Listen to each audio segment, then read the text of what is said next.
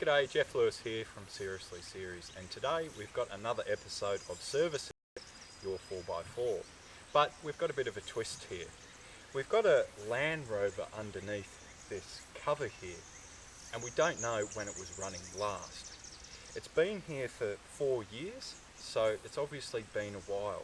But what we're going to do today is we're going to hopefully, we don't know this for sure, but hopefully we're going to bring it back to life. And we're going to share with you some of the tips and tricks that you yourself could use on your own 4x4 to bring it back from the land of the dead. So if you want to find out what kind of Land Rover this is, and a heck of a lot more, then you know exactly what to do. Click on that subscribe button down below, click on that notification button too, but most importantly, stay tuned.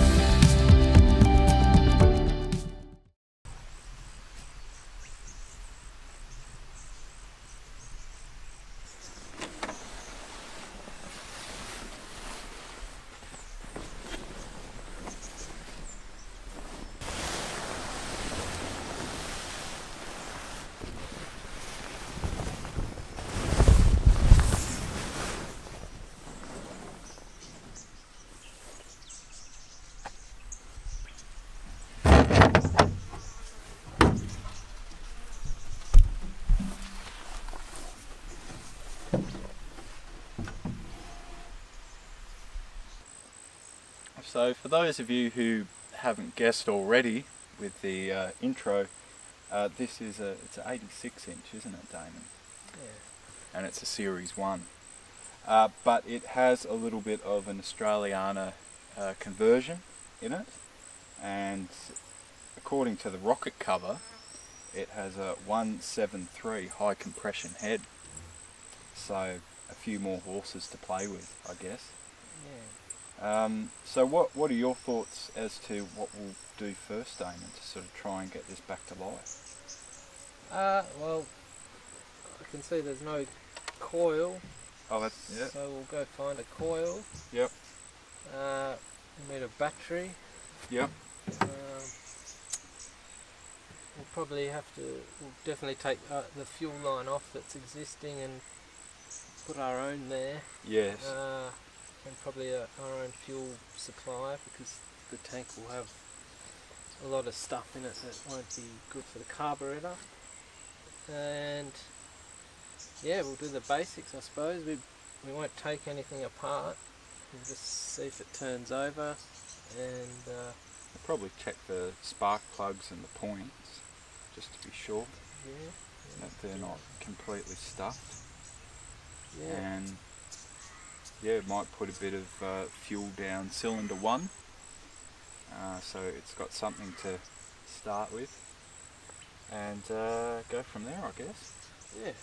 Because really what we need is fuel and spark, and a little bit of sweet air to go into it. Oh, and we need water too, so we'll obviously top up the radiator too. Yeah.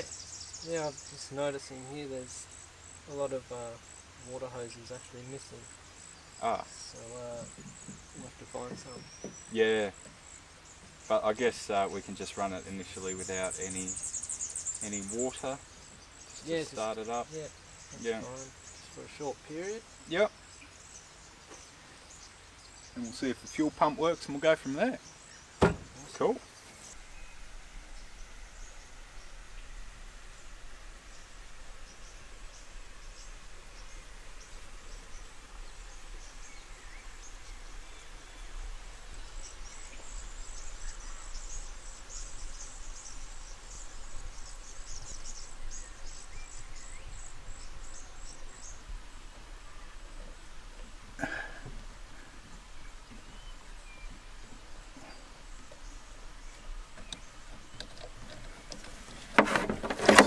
see what gremlins are in here.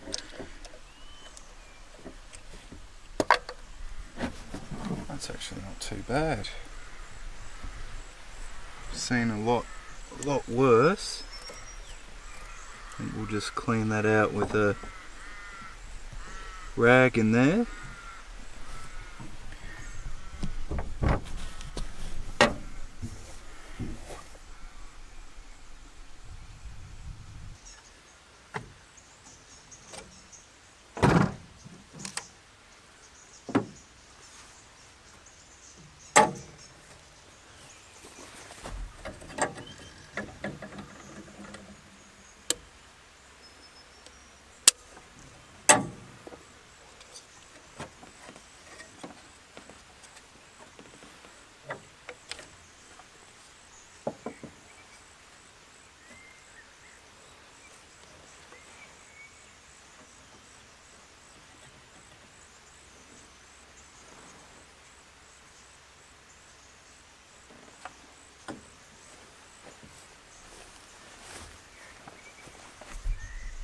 We've sorted out a couple of things. Damon's procured a coil that he found in the back of the shed here on the farm. We have solved the problem here of the negative terminal, which wasn't the right fit. So I asked Damon whether he had a hammer, but he didn't, so I used this to close in the actual, I guess, the battery clamp or the negative terminal clamp. And just to make sure that it's a nice tight fit, I've put this insulated screwdriver in there also. We've had a look in the distributor. It looks pretty good, and the points are okay. The condenser looks not too bad, and I've just taken out the, I hope I didn't lose it, cylinder 1 spark plug, and obviously it's a bit sooted up. Looks like it might be a bit oily, but it'll do the job. Damon's finding a position to put the makeshift coil in place and the associated wires to go with it. And the next thing I've got to do is leave Damon to do what he needs to do. And after that, I'm going to make up a device or an apparatus to put fuel into the cylinder 1. And I'll tell you a bit of a story about that because everyone likes a good story.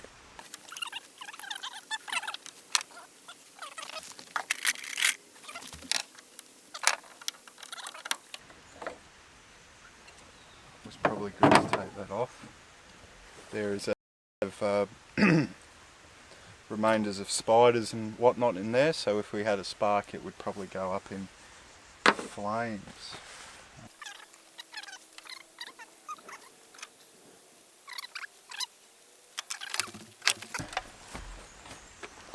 Right, so this is what I'm going to use to make my apparatus.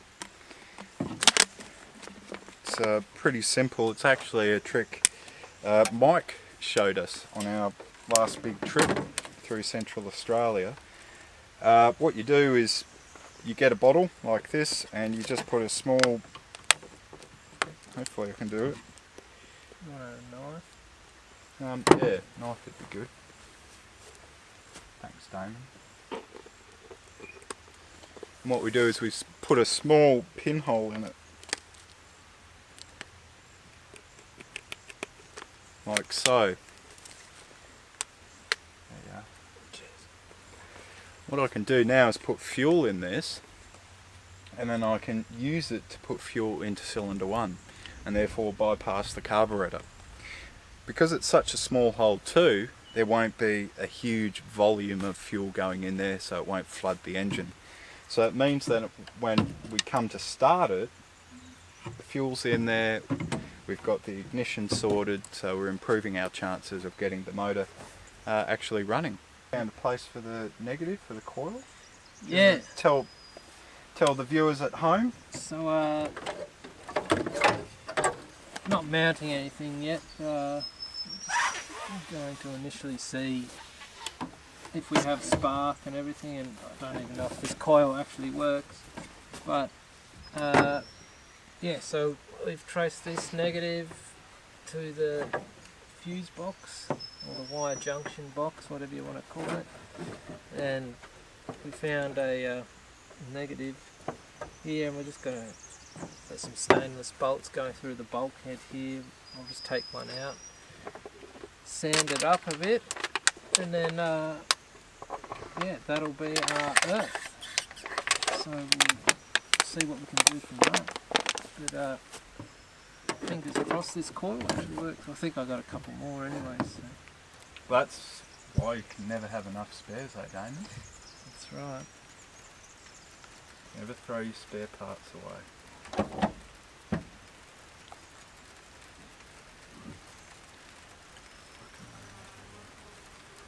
She's pretty nearly ready to go.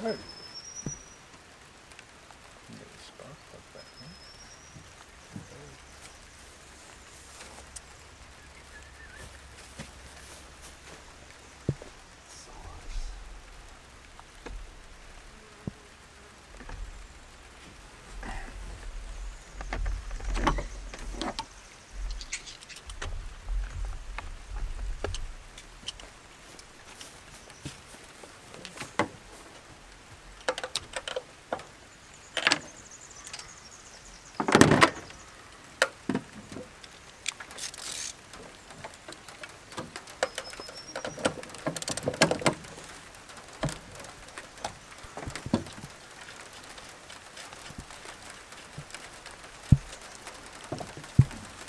Sandpaper.